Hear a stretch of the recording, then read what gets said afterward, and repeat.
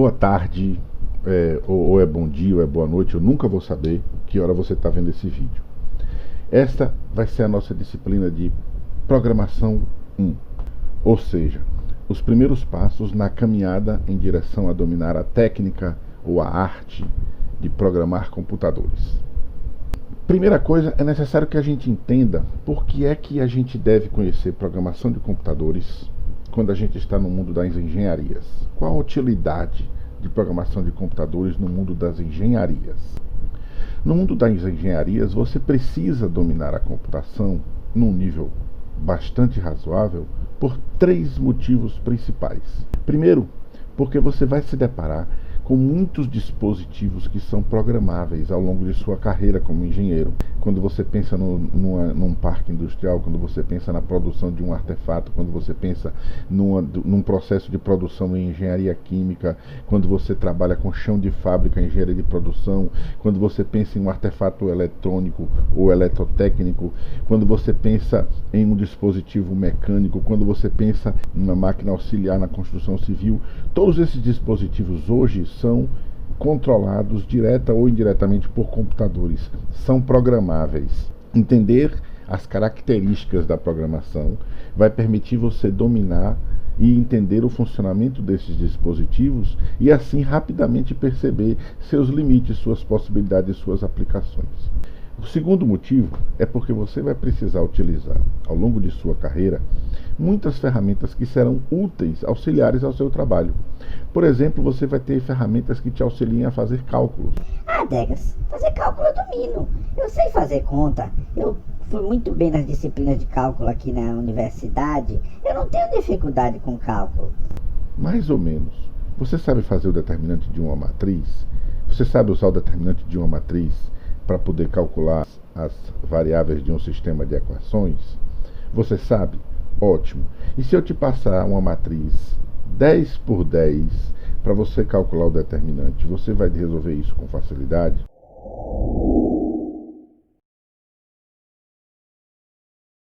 Não é melhor que você possa dispor de uma ferramenta que faça esses cálculos, que a gente vai até chamar aqui de trabalho braçal, entre aspas, tá?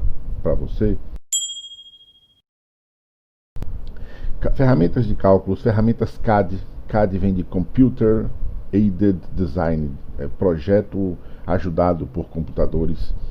Todos os tipos de projeto de engenharia, de um modo geral, você vai ter uma série de ferramentas que te auxiliarão, e elas são tipicamente programáveis. O terceiro motivo: se você vai participar de um projeto que usa um artefato de engenharia, você provavelmente vai se deparar com tecnologia embarcada. E tecnologia embarcada também é dispositivo computacionalmente programável. Basicamente, você tem que sair dessa disciplina com duas habilidades. A primeira é que você consiga entender a lógica de programação, a construção lógica de um programa de computador. Existe uma forma de pensar que é a forma de pensar em comunicação com a máquina. É isso que você precisa, essa habilidade que você precisa desenvolver. Vai a dica. Normalmente, esta é a grande dificuldade das pessoas com programação de computadores. Perceber que a conversa com a máquina segue alguns princípios que são diferentes de uma conversa normal entre seres humanos. Quando você dominar isso, quando você perceber o jeito que a máquina, entre aspas, conversa, você vai, num clique, dominar a programação de computadores. Então, entender a lógica de programação, essa é a primeira habilidade. E a segunda habilidade, que é talvez mais importante do que a primeira, é utilizar a computação para resolver problemas. Então, você vai encontrar problemas e você vai usar a computação, a programação, os algoritmos de computador para resolver determinados problemas. Só que para que você possa fazer isso, e posto isto que a gente acabou de falar sobre a necessidade da comunicação entre você e a máquina, que segue algumas estruturas de conversação diferentes do que a gente está acostumado a conversar gente com gente, a gente vai precisar varrer alguns pré-requisitos, que é o objetivo da aula de hoje. Então, na aula de hoje, nós vamos ter algumas noções de como é que uma máquina funciona, um computador, uma máquina, o computador. Como é que um computador funciona? Quando a gente entender bem detalhadamente, num nível razoável de detalhamento, como é que um computador funciona, muitas coisas que a gente precisa fazer nas linguagens de programação, quando a gente está programando, ou seja, conversando com a máquina, vai fazer mais sentido. Então, a gente vai ter noções do funcionamento da máquina para que a gente possa utilizar isso na hora que estiver programando. Assim, a gente vai ver nesta aula alguns conceitos básicos do funcionamento da máquina. A gente vai explorar um pouco esse mundo interno do computador e a gente vai conhecer dois caras. Um é Alan Turing e o outro é Von Neumann. E esses dois caras a gente vai entender depois que eles formataram os computadores tal como a gente conhece hoje, e a gente vai prosseguir explorando o resultado do trabalho dos dois no que a gente conhece como arquitetura de Von Neumann. Entendeu? Estamos entendidos? Então, vamos para o vídeo. Então, galera, vamos lá.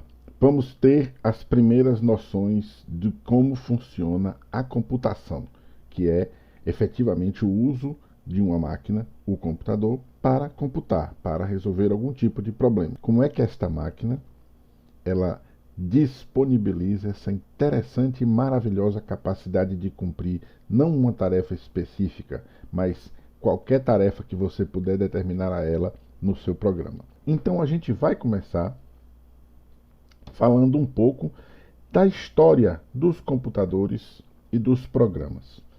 Note que a gente tem um problema com computar e calcular desde que a gente passou a existir. Na verdade, desde a Revolução Cognitiva, que é uma coisa que aconteceu lá na pré-história, desde a Revolução Cognitiva os seres humanos começaram a entender o mundo de uma forma mais abstrata e começaram a se deparar com uma série de problemas. E esses problemas são, inclusive, de ordem muito prática. Provavelmente vocês já viram nas disciplinas de cálculo ou em alguma leitura que você tenha feito a história daquele homem pré-histórico que precisava verificar se a quantidade de cabras que ele tinha de manhã era igual à quantidade de cabras que ele tinha à noite. E ele não tinha a noção de contagem, número 1, 2, 3, somar, subtrair, ele não tinha essa noção. Mas ele precisava efetivamente resolver o problema.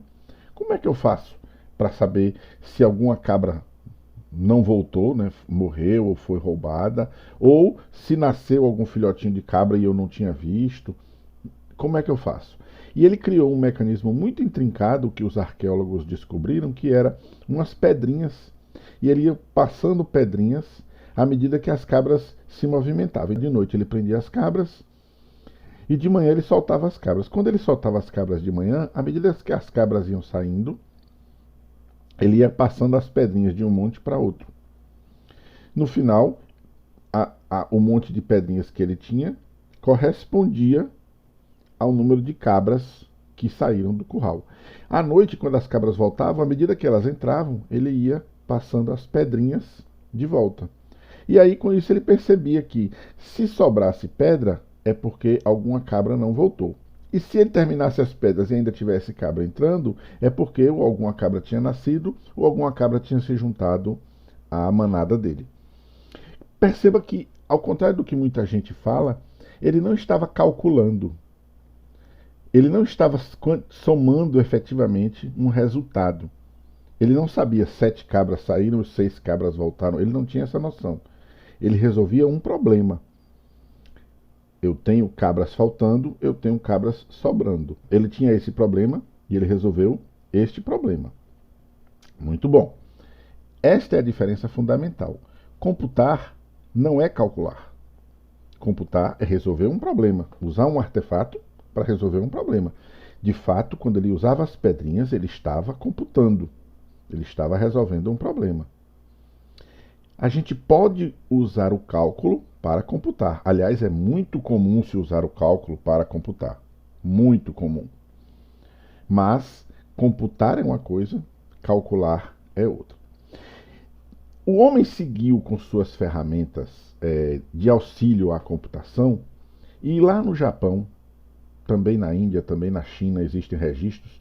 O ábaco, ou em alguns lugares era chamado de soroban, Esse equipamento também permitia fazer uma série de cálculos complexos, rápidos, e resolver uma série de problemas usando o cálculo. Então ele servia para computar, mas era uma ferramenta de cálculo. E ainda é muito usado nas escolas porque é uma excelente ferramenta de você aprender matemática.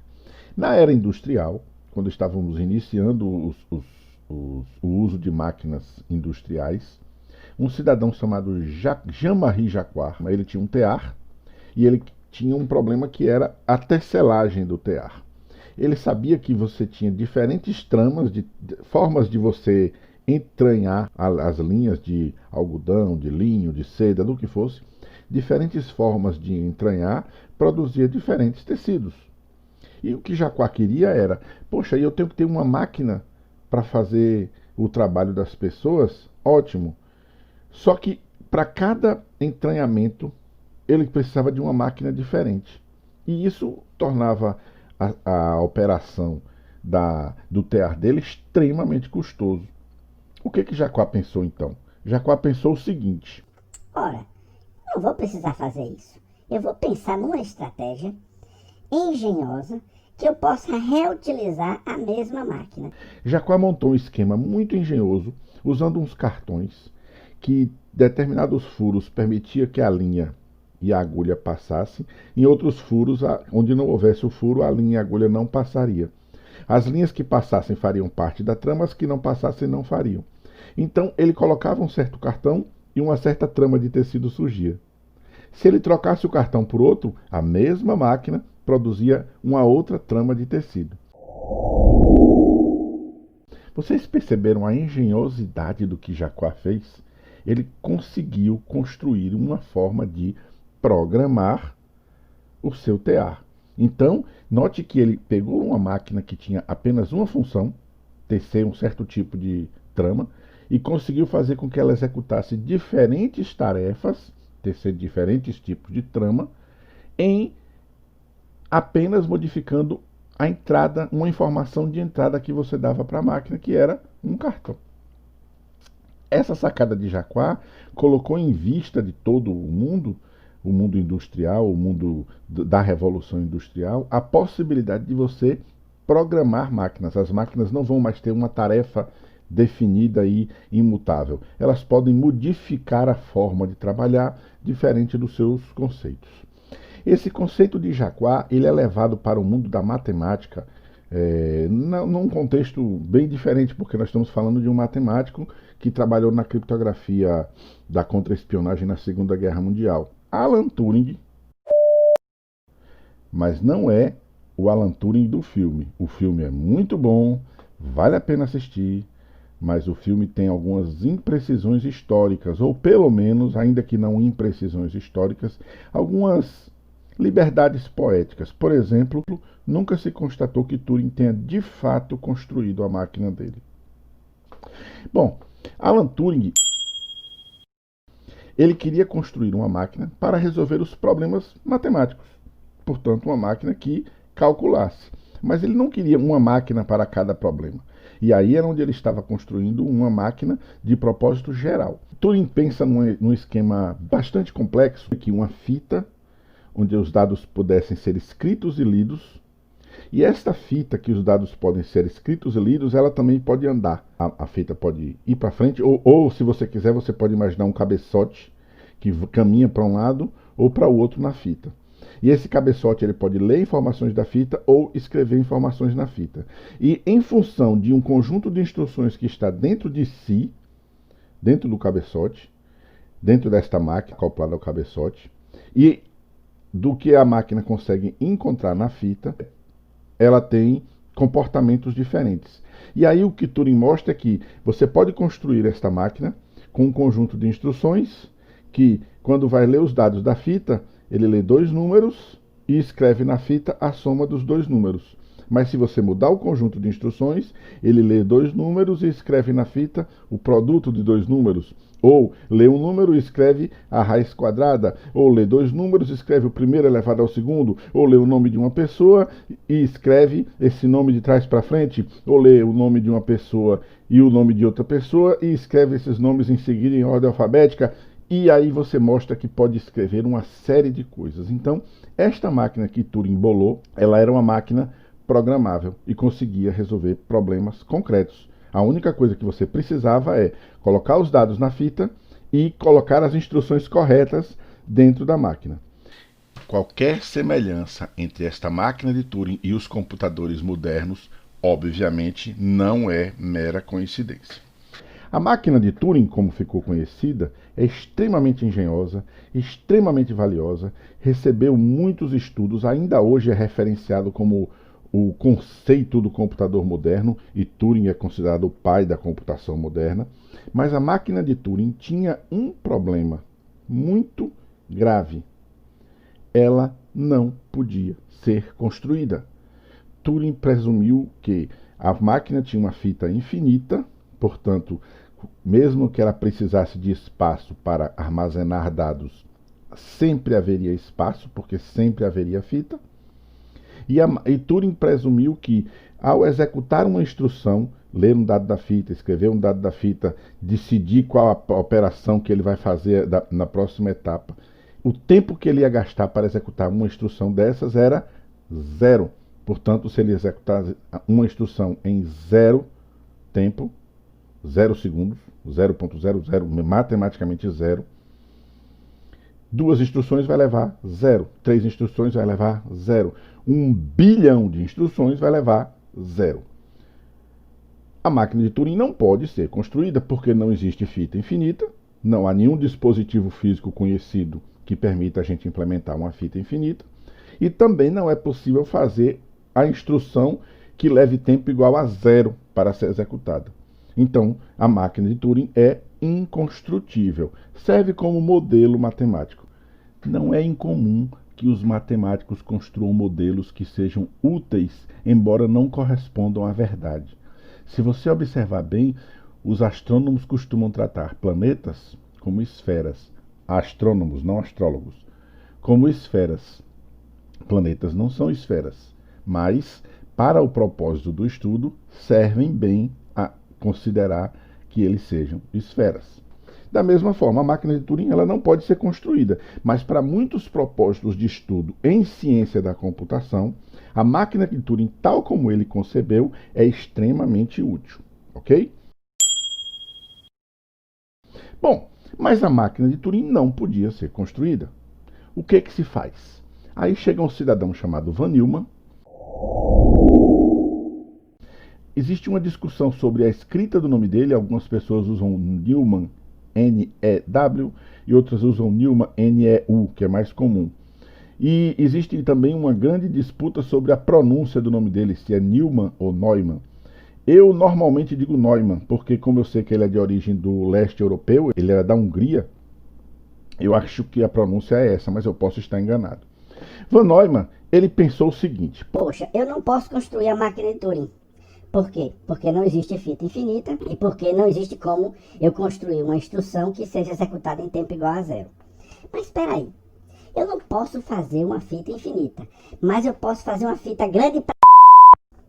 E eu não posso fazer uma máquina que execute em tempo igual a 0, mas eu posso fazer uma máquina que execute em tempo rápido pra... Quando Von Neumann faz essas duas considerações, ele abre mão da máquina de Turing. É óbvio que a máquina dele é limitada em relação à máquina de Turing, mas a máquina dele tem uma qualidade fundamental. Ela pode ser construída. E é assim que ficou definida o que é até hoje conhecido como a arquitetura de Von Neumann. Esta é a arquitetura básica do funcionamento de todos os computadores que você conhece até hoje. Desde o PC da sua casa, desde o supercomputador da NASA, desde os primeiros computadores lá dos primórdios, aqueles que usavam uma casa inteira para ser executada, até um smartphone que a gente usa no dia a dia.